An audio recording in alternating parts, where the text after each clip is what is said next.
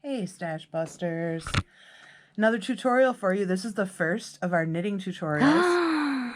Knitty Nancy is here and she is going to show you guys for your first stitch card the long tail cast on. We're starting with a simple thing and we'll move along to some other things as we go along. I know that Nancy is getting ready to film some other tutorials for you. So without further ado, the casting series from the stash, the first knitting stitch card in our subscription box. Here is the tutorial for a long tail cast on. Nancy. Hey loves. So long tail cast on seems pretty straightforward and easy, but it's not always. This is where you're going to have that super long tail, and you're going to use that to go back and make the base for your pattern, your stitches. The easiest way to do it is obviously you want to follow your pattern and the quantity of cast on stitches that's required for that. For this purpose, I'll probably do like 12, make it really simple.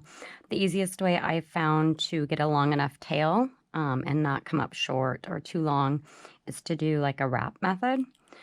So what I do is I leave a little length, 4-6 inches, and then I just take the yarn and wrap it very loosely around the needle. Not doing nothing fancy, we're just gauging measurement as far as distance. So I'll do that 12 times. 6, 7, 8, 9, 10, 11, 12. That's the number of stitches I want. And you pinch the yarn there and just take it off. So that's where you're going to make your slip knot. So you got that. I'm going to put that back on your working needle. And you're going to want the tail portion to the back, the ball portion to the front. So it makes this little V.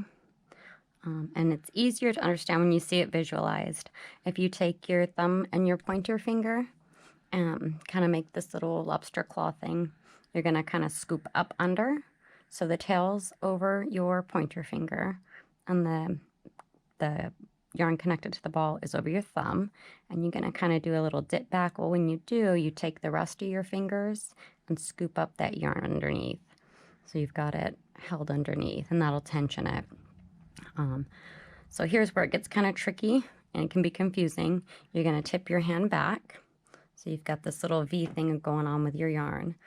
To cast on, you're going to take your working needle and go under this front leg of that yarn and up the middle. So just think up your thumb, wrap around the yarn on that pointer finger, draw it back down the thumb where you came up, and then release your thumb. And then you're going to use your thumb to tension. That looks like a whole complicated mess. I swear, muscle memory kicks in and you don't even realize you're doing it. You do want to make sure that you keep those stitches nice and loose so they can glide, or you're going to fight that first row of knit stitches. So going again, you're going to go up your thumb, wrap around that other yarn, and then down your thumb. And then draw it a little tighter to tension. So you're going to keep doing that over and over until you get your desired cast on for your long tail cast on. So I'll go over that real quick, how to hold on to it again. Scoop it up with your little lobster claw and then grab a hold underneath. So it's going to look like this from the underneath. So I'm just using those pinky and that ring finger to hold on to it, and then tipping it back to hold that tension.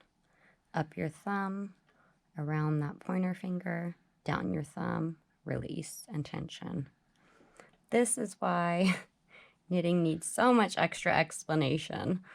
So that's why your stitch card's got like 7 bajillion instructions on it. If at any point it is unclear as far as the written instruction and you need a little better in-person demonstration, feel free to come in the stash. We're here all the time. Saturdays is the bestest. I'm here all day, usually on Saturdays, so I can help out if you're kind of feeling lost or your tension's not right or you're not sure if you got your hands held right. So you just keep doing that. Again, we'll go up the thumb, around that yarn on that top finger, and then down the thumb in between. And I'm coming down in between where I went up, and then tension.